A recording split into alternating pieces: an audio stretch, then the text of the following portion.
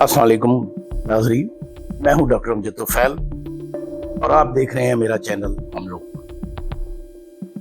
इस सिलसिले में जो पाकिस्तान का बहरान, बिखरते ख्वाब, बदलती ताबीरें, मैं एक सीरीज कर रहा हूं बरे सगीर पाको हिंद में सियासी जद्दोजहद, मुसलमानों की उमंगें और उन आरजुओं के मिटने की दास्तान, और फिर उसके हमारे इज्तमाई और इनफरादी रवैयों पर असरात।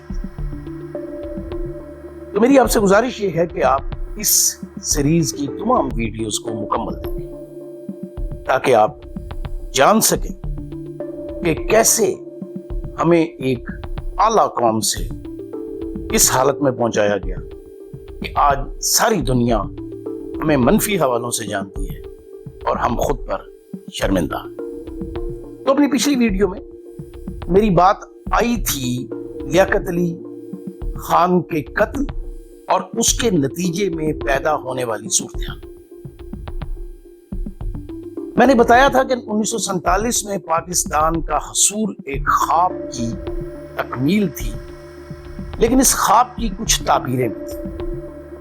अच्छी जिंदगी, अपनी जिंदगी अपने मजहब और सकाफत की असूलों के साथ गुजारने, ये आजादी कि कोई मेरे सर पर मुसल्लत नहीं होगा, मैं एक आजाद शहरी और फर्द के तौर पर जिंदगी गुजारूंगा। पाकिस्तान में रहने वाले तमाम अफराद, उनका ताल्लुक किसी भी मजहब, रंग या नस्ल से हो, उनको हकूक दिए जाएंगे और मुसावी हकूक दिए जाएंगे। उन पर आमरियत मुसल्लत नहीं होगी। वो जमहूरी अंदाज में अपने लिए मुंतखब करेंगे कि उन पर हुक्मरानी का हक किसको। तो हम देखते हैं कि 1950 की दहाई इस हवाले से उस सारे क्राइसिस की जड़ें और बुनियादें तय कर रही थी जिसका सामना हमें आज तक।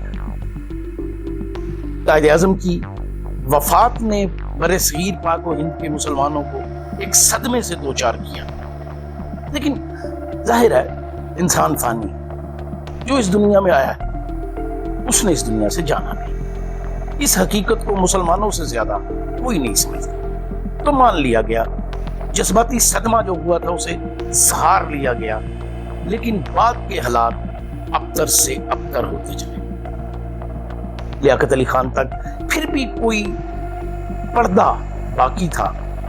लियाकत अली खान की वफात से ये पर्दा उठता चला। सिविल ब्यूरोक्रेसी और उसके पीछे पीछे मिलिट्री ब्यूरोक्रेसी इक़्तिदार में अपनी गिरफ्त मजबूत करती चली। पाकिस्तान में पहले गुलाम मोहम्मद जो एक ब्यूरोक्रेट थे और अपनी ब्यूरोक्रेटिक लाइफ में वो बड़े ब्रिलियंट अफसर रहे थे, लेकिन जब उन्हें गवर्नर जनरल बनने का मौका मिला, खास तौर पर जब उन्हें फॉलेज हो गया और उसके बाद वो एक माजूर शख्स के तौर पर मुसल्लत रहे गवर्नर जनरल के ओहदे पर, तो पाकिस्तानी निजाम पसे पर्दा हाथों की गिरफ्त में चला गया। कहा जाता है कि उनकी सेक्रेटरी सारे अहकामात नाफिज करती थी, क्योंकि वो जो हूं करते थे उसकी समझ सिर्फ उनकी सेक्रेटरी को थी। तो पाकिस्तान की असेंबली में वजारतें बनना, वजारतें टूटना, वजीर आजम का आना, वजीर आजम का जाना एक खेल शक्ल इख्तियार कर गया। किसी को ज्यादा अरसा मसनदे इक़्तिदार पर बर्दाश्त नहीं किया जाता था, और सबसे अहम काम जो करना था वो आइन की तश्कील। यही तय हुआ था पार्टीशन प्लान में कि 10 साल इन दोनों रियासतों का डोमिनियन का स्टेटस रहेगा, और जब ये अपना आइन तश्कील दे लेंगी तो ये इंडिपेंडेंट हो जाएंगी। भारत ने हमसे बहुत पहले ये काम करके अपने आप को इंडिपेंडेंट स्टेट के तौर पर मनवा लिया, लेकिन हम اقتدار کی گیند کو ایک دوسرے سے چھیننے کے چکر میں اس اہم قومی فریضے کو پس پشت ڈالتے ہیں۔ غلام محمد مرا تو سکندر مرزا گورنر جنرل بن گیا۔ اب دلچسپ بات یہ ہے کہ سکندر مرزا برطانوی حکومت میں جنرل بھی رہ چکا تھا اور بیوروکریٹ، اور پھر اس کی نسلی جڑت میر جعفر کے خانوادے سے۔ یہ میں نہیں کہہ رہا، یہ اس کا بیٹا ہمایوں مرزا اپنی کتاب میں لکھ چکا ہے، اور وہ کہتا ہے کہ میرا لکڑ دادا میر جعفر جو ہے وہ غدار نہیں تھا، وہ تو انگریزوں کی مدد کر کے اس ملک میں، اس برِ صغیر میں جدیدیت کو امپورٹ کر رہا تھا، نئے تصورات کو لا رہا تھا، نئی باتوں کے لیے راہ ہموار کر رہا تھا۔ تو یہ وہ پشتینی غلاموں کا خاندان تھا جو گورنر جنرل بنا۔ اب بنگال میں، مشرقی پاکستان جیسے ہم کہتے ہیں، یہ احساس جلد شروع ہو گیا تھا کہ انہیں اقتدار میں حصہ نہیں دیا۔ اس لیے ہم دیکھتے ہیں کہ جو پہلا صوبائی الیکشن ہوا مولانا بشانی کی قیادت میں، اور مولانا بشانی وہ آدمی تھے جنہوں نے قیام پاکستان میں، مشرقی پاکستان میں بہت کام کیا تھا، اور کئی علاقے جو شاید مشرقی پاکستان کے ساتھ شامل نہ ہوتے وہ ان کی جدوجہد سے شامل ہوئے۔ ان کی قیادت میں جگتو فرنٹ نے مشرقی پاکستان کی مسلم لیگ کو عبرتناک شکست سے دوچار کیا۔ جگتو فرنٹ کا منشور کیا تھا؟ عوام کے جمہوری حقوق کی بحالی، بڑی طاقتوں سے دوری، آزاد خارجہ پالیسی، اور مشرقی پاکستان اور مغربی پاکستان کے درمیان وسائل کی منصفانہ تقسیم۔ لیکن یہ باتیں اس وقت کے دارالحکومت کراچی میں بیٹھے پاکستان کے اس اشرافیہ کو وارا نہیں کھاتی تھی جو ملک کے تمام وسائل اپنے ہاتھ میں رکھنا چاہتے تھے۔ ہم دیکھتے ہیں 1956 تک سیاستدانوں کو کسی آئین پر متفق ہونے کا موقع نہیں۔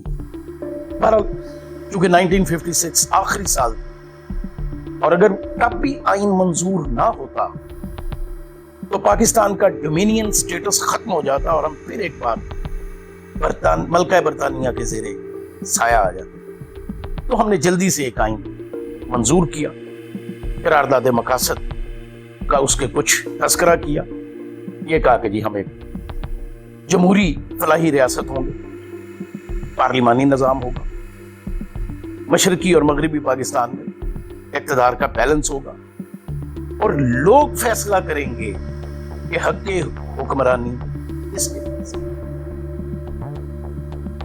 یہ آئین منظور کرانا تو مجبوری تھی، کیونکہ اس کے بغیر شاید سکندر مرزا گورنر جنرل نہ رہ پائے۔ لیکن جب آئین منظور ہو گیا اور اس وقت کے چیف آف آرمی سٹاف، اور تب شاید وہ وزارت دفاع کی کرسی بھی سنبھال چکے تھے، ایوب خان، ان کو یہ صورتحال ایک آنکھ نہیں بھا رہی۔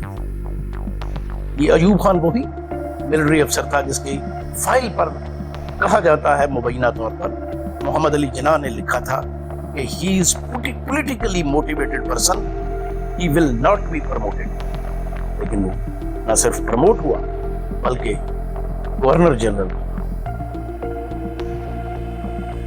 بلکہ چیف آف آرمی سٹاف بنا۔ اب سکندر مرزا اور چیف آف آرمی سٹاف نے مل کر یہ طے کیا، آپ کہہ لیجئے سول اور ملٹری بیوروکریسی نے مل کر یہ طے کیا کہ ان سیاستدانوں کو جو بچی کچی ان کی طاقت ہے اس کو بھی کچل دیں۔ ابھی نئی آئین ساز اسمبلی جو ہے اس کی وہ اپنا کام ختم کر چکی تھی، وفاقی سطح پر نئے انتخابات ہونے تھے، اور ان کو پتا تھا کہ نئے انتخابات میں لوگ وفاق کے لیے سیاستدانوں کو تو جب وہ منتخب ہو کے آئیں گے تو ان کی طاقت کمزور پڑ جائے گی۔ ہاں یہ ضرور ہے کہ جو سیاسی رچاکشی ہوئی تھی اس نے لوگوں کے اندر ایک ڈر کی کیفیت پیدا کر دی، ڈس ایلوژن پیدا کر دیا۔ لوگ یہ سوچنے لگے تھے کہ یار یہ ہمارے ملک میں کیا ہو رہا ہے، یہ سیاستدان کیا کر رہے ہیں۔ کرپشن کی آوازیں بھی آنے لگی تھی اور شاید یہ کہانیاں پھیلائی جا رہی تاکہ سیاستدانوں کا امیج خراب کیا جا سکے۔ تو پھر one fine morning Iskander Mirza نے ملک میں مارشل لا۔ اسکندر مرزا نہیں جانتا تھا کہ جس چیف آف آرمی سٹاف کی طاقت پر وہ یہ مارشل لا لگا رہا ہے وہ اس لیے اس کا ساتھ نہیں دے رہا کہ اس نے اسکندر مرزا کے انڈر کام کرا، وہ تو صرف اپنے مہرے جما رہا تھا، وقتی طور پر اسکندر مرزا کو برا بنا کر سیاستدانوں کو فارغ کر رہا تھا۔ اور پھر چشم فلک نے دیکھا کہ وہ اسکندر مرزا جو سیاست کی شطرنج پر مورے بدلنے کا ماہر سمجھا جاتا تھا اور خیال کیا جاتا تھا کہ ساری طاقت اس کے ہاتھ میں ہے، وہ ایک بے بس انسان کی طرح صدارتی محل سے بے دخل اسے ایک عوامی جہاز پر بٹھا کر ملک سے چلتا کر دیا گیا کہ غاصبین، خائن اور دوسروں کے ساتھ ظلم و زیادتی کرنے والوں کا یہی انجام۔